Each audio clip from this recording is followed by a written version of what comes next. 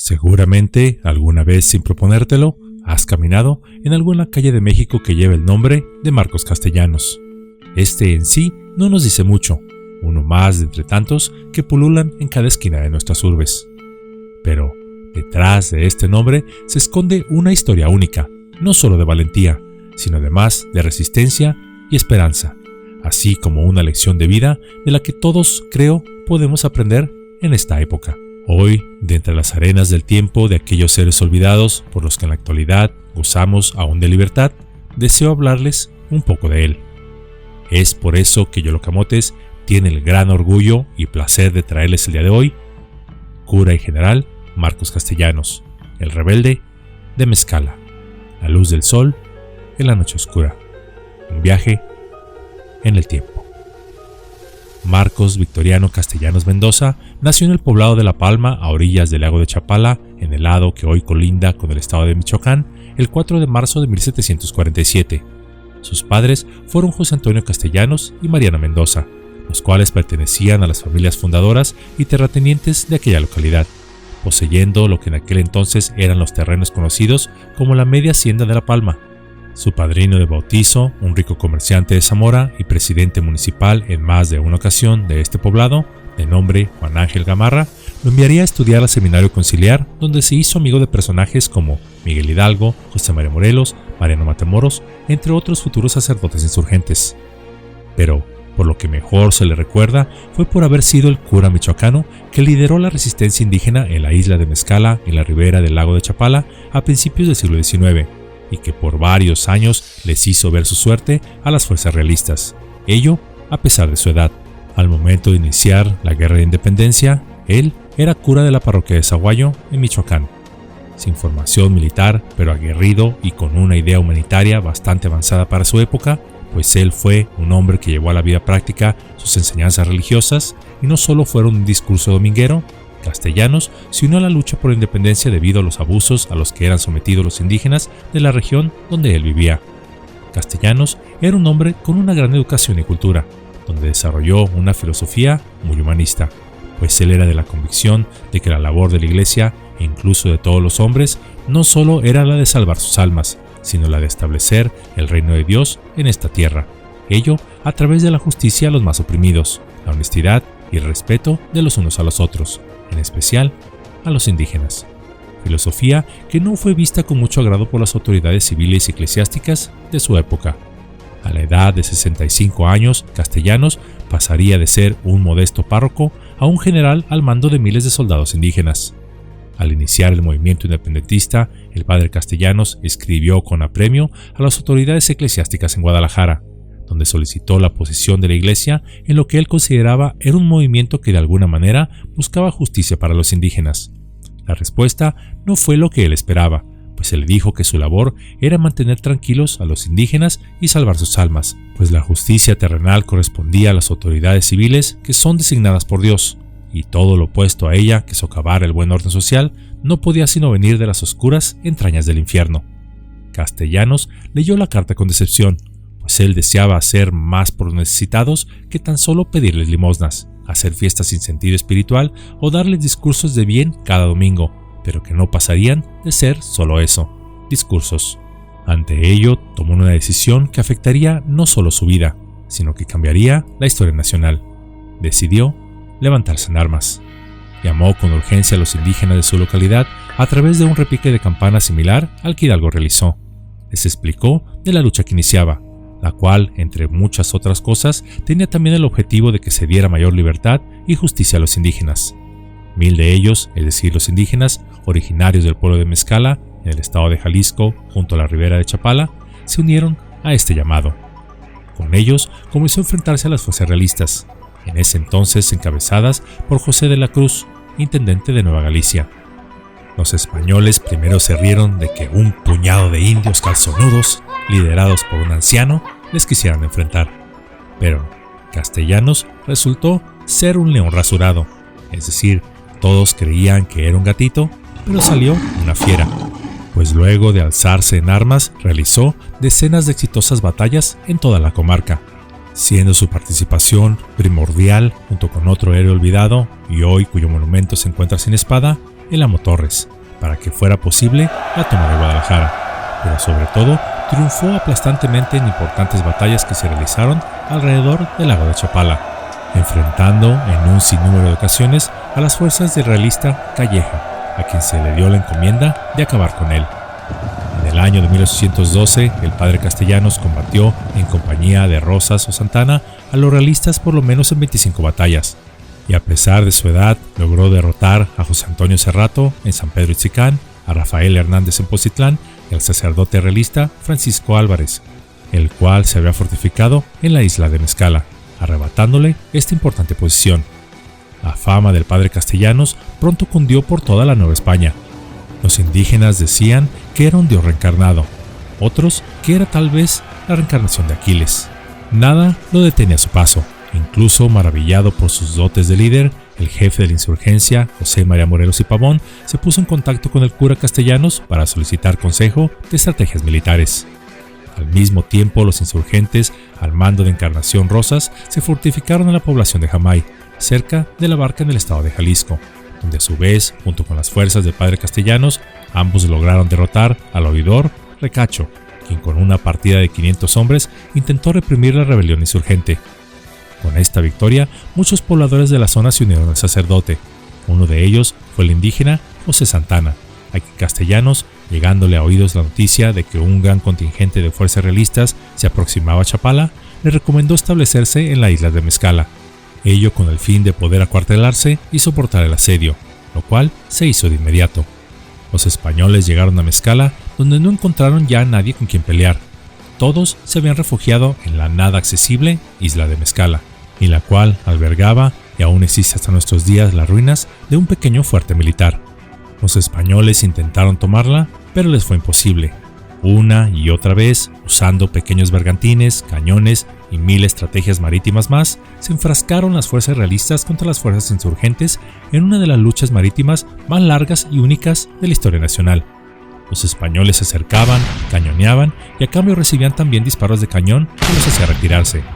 Después, quizá creyéndose ninjas, el ejército realista llevaba un bote por la noche acercándose lo más posible a ella, y donde varios soldados, entonces a nado, intentaban llegar a la misma para atacarla por sorpresa, pero los insurgentes ya los estaban esperando también en el agua como si fueran pirañas. En ocasiones, las batallas solo eran verbales. «¡Se van a ir todos al infierno!», les decían los españoles a los insurgentes, y estos a su vez contestaban: «Sí, donde estaréis vosotros también. Que tu madre, que la tuya, en vinagre», ustedes saben, el lenguaje tan florido que aún poseemos.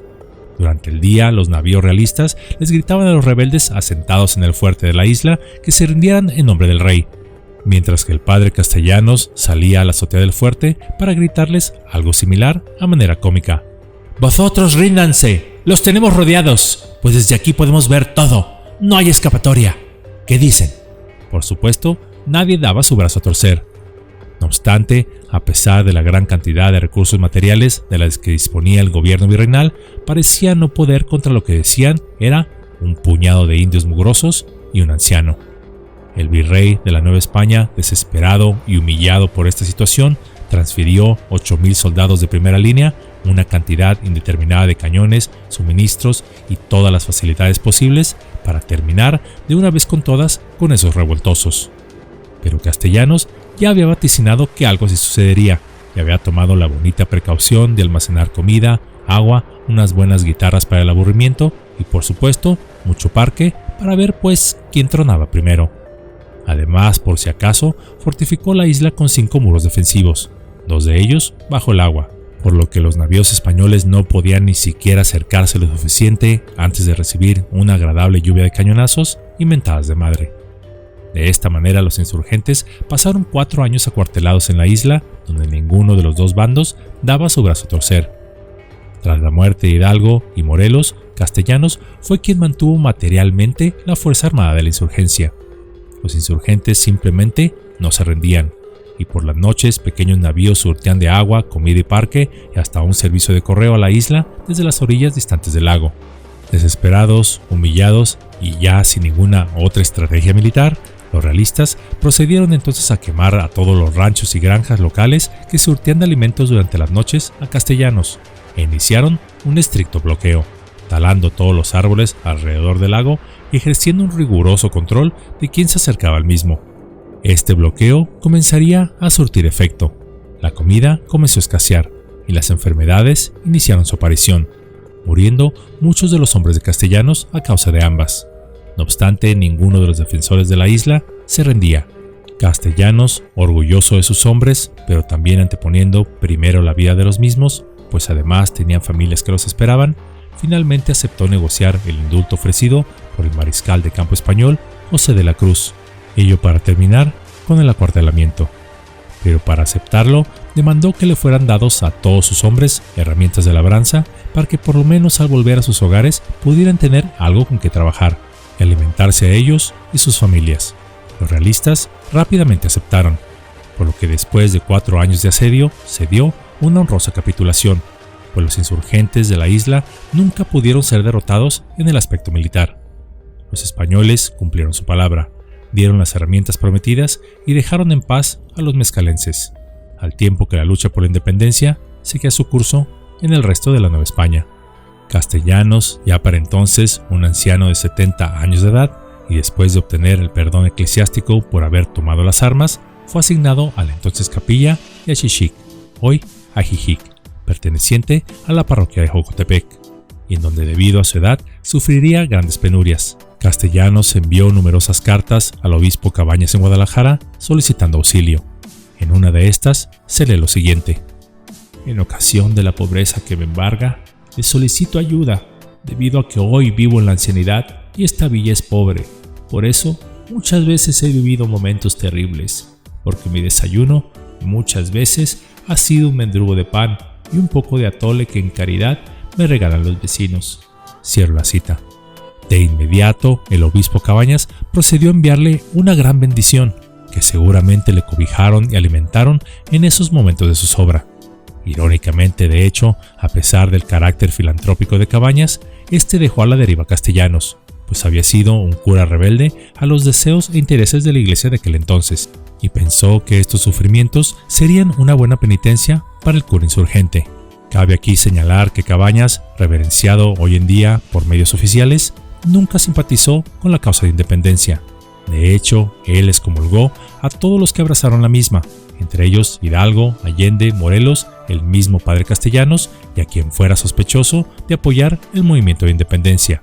Y tan solo hasta que era evidente que este movimiento triunfaría y que muy posiblemente él sería castigado por haberse opuesto abiertamente en contra de la independencia, de que de repente le agarró lo independentista y se declaró simpatizante del movimiento insurgente, aportando dinero al ejército de Iturbide, cuando éste ya se dirigía hacia la Ciudad de México. Y así termina la vida del padre Castellanos. Ah, pero algunos dirán, ¿y todo al final para qué? ¡Se rindió! Muy lejos de la verdad. Su lucha no sería en vano, pues él mantuvo la llama de la resistencia insurgente viva, pues cuando ésta se veía más frágil y estuvo a punto de desaparecer, su resistencia inspiró a otros cuerpos insurgentes a no deponer las armas y continuar con la insurrección que finalmente lograrían la independencia de México. Incluso, desde la isla, Castellanos coordinó distintos movimientos armados en la región que no dieron tregua a los realistas, por lo que gracias a personas casi desconocidas para todos hoy en día, como él, estamos aquí como nación independiente. Además, su vida y acciones no serían en vano, pues Castellanos viviría lo suficiente para ver nacer a México como una nueva nación en 1821. No obstante lo extraordinario de su vida, de hecho, preferí reservar lo más importante para el final de esta cápsula. Poco antes de morir, dio una última entrevista a un viajero que mientras pasaba cerca de ahí no quiso desaprovechar la oportunidad para ir a hablar con él. Afortunadamente sabemos de primera mano lo que transcurrió en esa entrevista.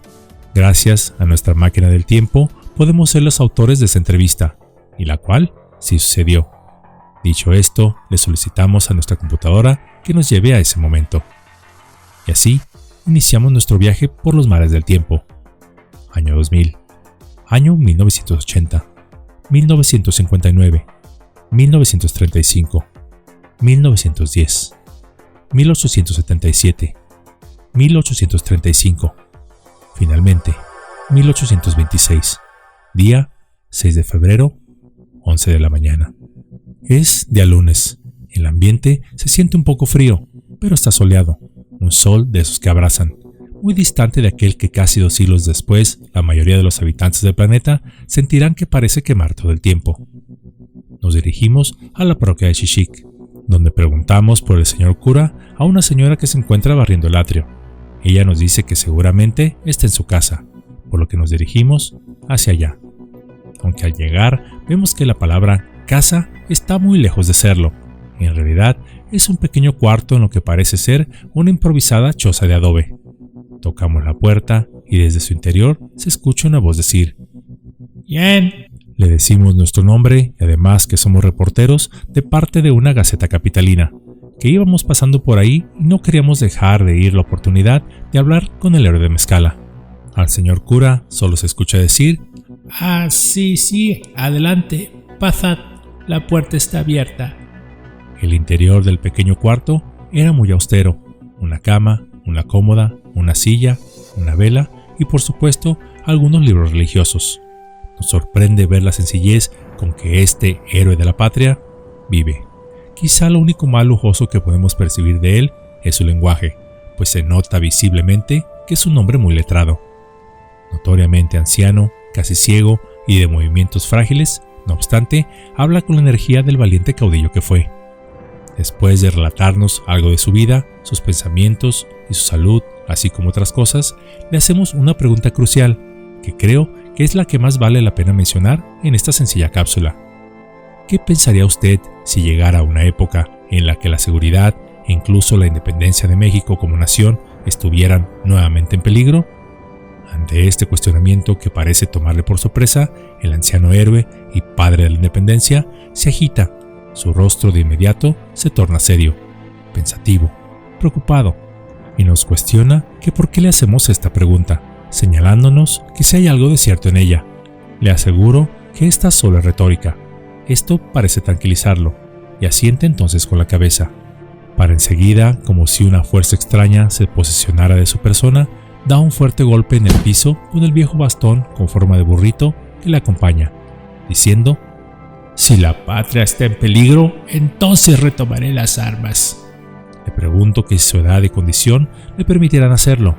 Él, de manera retadora, nos dice: «¿Condición? ¿Cuál condición? Es el deber de los hombres libres y decentes defender la libertad y la justicia, incluso a costa de nuestra propia vida. Y así como me ves, aún puedo dar batalla».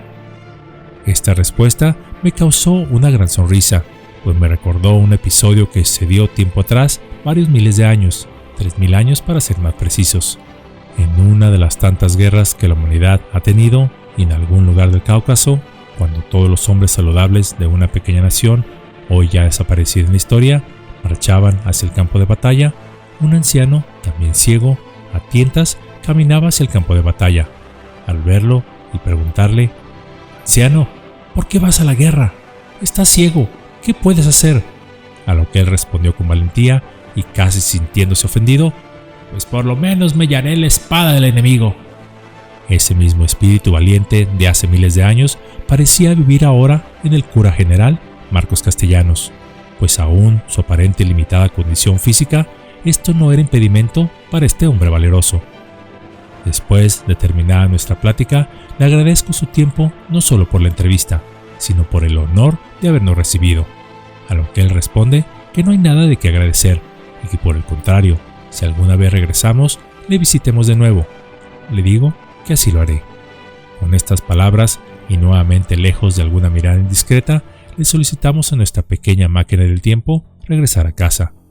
En un instante cruzamos el mar del tiempo, viéndolo como si este fuera un telar, donde cada hilo es una línea que lleva a otro sitio.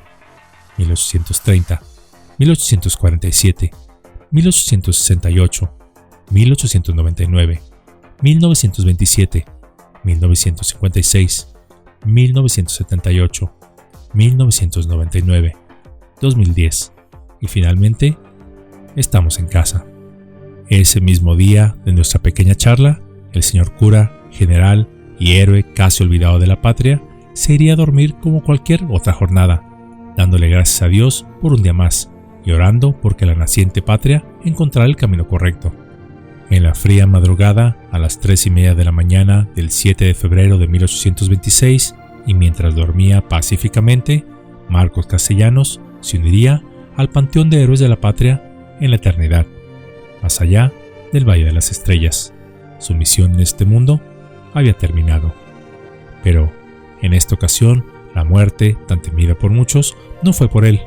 Esta vez hizo una gran excepción y dejó esta labor a la figura radiante de una mujer, el ángel de la misma Madre Patria, la cual suavemente tomó de las manos a un sonriente y sorprendido Marcos para enseguida elevarlo hacia los cielos, más allá del firmamento, hacia el pedestal de los héroes, no solo por su contribución al nacimiento de México, no solo porque a pesar de su edad y condición luchó por lo que creía correcto, sino porque defendió con todas sus fuerzas para que los más necesitados, los habitantes indígenas de su comunidad, sus semejantes como seres humanos, tuvieran mejores condiciones de vida, aun cuando esto le costara a él mismo su propio bienestar.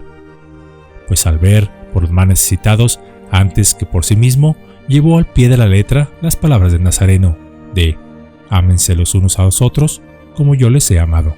Y fue precisamente esto, el dar todo por los demás, lo que le ganaría un merecido lugar entre las estrellas más brillantes. Su lucha no fue en vano, y hoy estamos aquí como nación para contarlo. No obstante, los hombres que después gobernaron a México y que se beneficiaron de la victoria de este valiente héroe, le olvidaron. Incluso la iglesia en la cual profesó su fe también borró su memoria, y por ahí se dice el chisme que cierto cura de este templo donde él fue párroco no permitió que se colocara una placa alusiva a este héroe en la iglesia donde habitó. Es importante señalar que al morir el cura Marcos no tenía arcas llenas de oro, ranchos u otra clase de riquezas, como los que hoy manejan los destinos del país. Castellanos no tenía más posesiones que su viejo devocionario, su desgastada sotana llena de agujeros y un par de botas viejas que calzó durante sus días de lucha por la independencia. Botas, por cierto, ya con agujeros.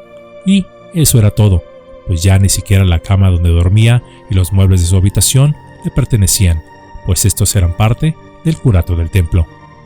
Marcos Castellanos no se hizo rico millonario, no recibió honores ni aplausos, como los que hoy dicen servir al pueblo.